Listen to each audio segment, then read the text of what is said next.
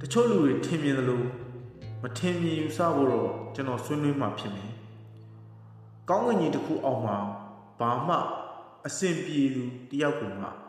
ကြောက်စရာကောင်းတယ်ဆိုတာတရားမဲ့လို့ပါလေဒီကောင်ကလောကကိုမုန်းတီးတယ်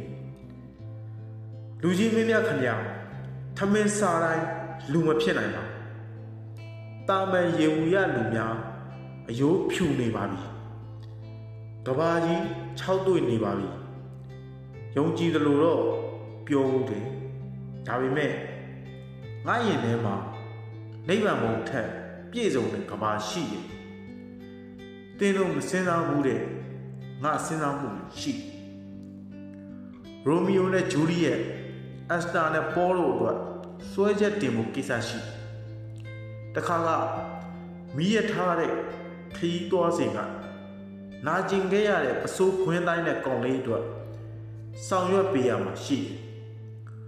လူမတ်သိတဲ့ကလေးကဖြတ်တန်းခဲ့ရတဲ့ပြဿနာတချို့မို့ပြောလို့မဖြစ်နိုင်သေးတာတွေလည်းရှိပါရဲ့ဒီလိုဂျားကမမကိုကျွန်တော်ချစ်ခဲ့မိလေ။အော်ပုပ္ပလိကရင်ခုံတန်း